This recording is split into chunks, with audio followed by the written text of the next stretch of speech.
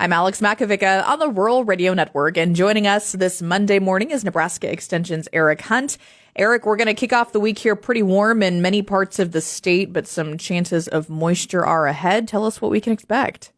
Sure, yeah. Morning, Alex. Most of us will be a little bit warmer than yesterday, probably whatever you were yesterday at about 2 to 4, maybe 5 degrees.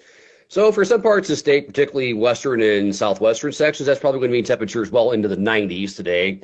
I do think most everybody outside the northeast corner is likely to get close to 90, if not exceed 90 this afternoon. Into the Panhandle will be a chance for showers and thunderstorms late this afternoon and early evening hours. Most of us will remain dry, at least through tomorrow afternoon.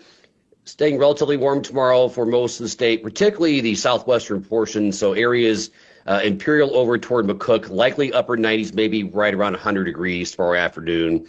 Then probably getting closer to the mid-90s as you get closer toward North Platte and Lexington.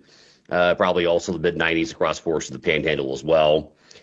And basically the tricky part this week is going to be how quickly the cold front comes through the state this week.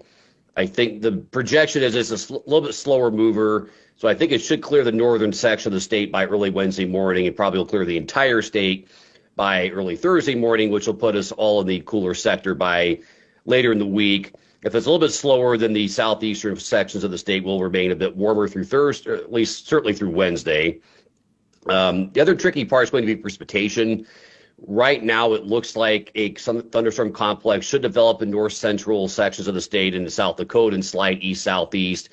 Probably clearing, it may clear the entire state. So, I mean, even the southern southeastern sections may get pretty good rain Tuesday night and early Wednesday morning. I feel a lot more confident about areas along the north of Highway 30 getting potentially significant precipitation Tuesday night.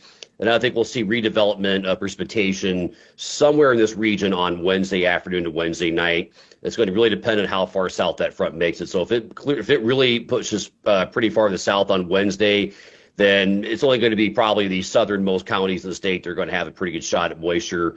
On Wednesday, I think right now the projection is it probably gets somewhere around the I-80 corridor. So I think that's going to put more of the southern and southeastern section of the state in line for potentially some more significant precipitation on Wednesday, which would probably be good. The southeastern side of the state did not pick up nearly as much precipitation as other areas this last week. So then in the Panhandle, but kind of the two areas of the last 4 or 5 days that just didn't pick up as much precipitation, but some significant areas of precipitation, northeastern part of the state last Wednesday into Thursday. Other areas also picked up some significant precipitation as well. And unfortunately, we did have some wind and hail damage as well. We'll set this up for pollination. A lot of folks obviously getting into that here across the state. What does that mean when we think about those weather conditions and that growth?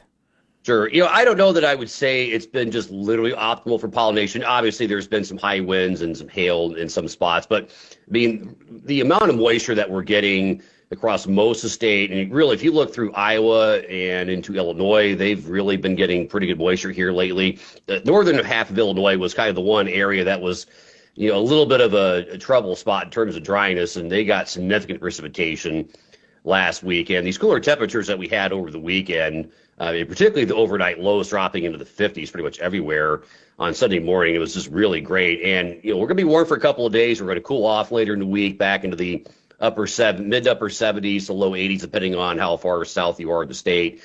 And, those cooler conditions are really optimal for pollination. So I think really we're in pretty good shape. And I think if barring August just really, really flipping over really hot and dry or just staying just excessively warm at night, I have a hard time seeing yields on certainly at least corn falling off below trend line. Mm-hmm. At least that's my projection right now. Mm-hmm. When you look at that longer term outlook, what are you seeing from your vantage point, Eric?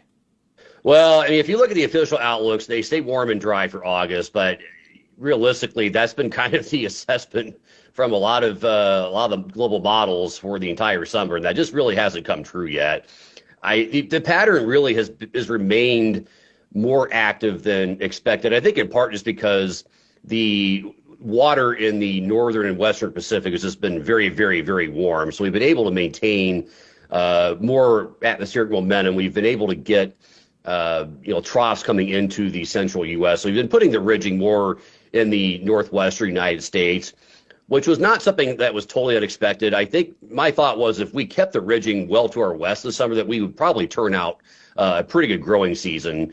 And so far, that's been the case. Now, if we start seeing ridging build back, over us or certainly further toward the east, then I think that certainly is going to increase the heat risk. I think there's enough in latent moisture around most of the central portion of the U.S. that I think it would take a while for us to just go over completely bone dry. But certainly if we started turning up the temperature in August, I think that would start eating away at some of that yield potential. And obviously we got to get the moisture in August for the beans. And, we do need some precipitation on the panhandle, but we don't want so much precipitation this time of year that it really delays wheat harvest. Sure, absolutely. Okay, Nebraska Extension's Eric Hunt joining us with a weather outlook. I'm Alex Makovica on the Rural Radio Network.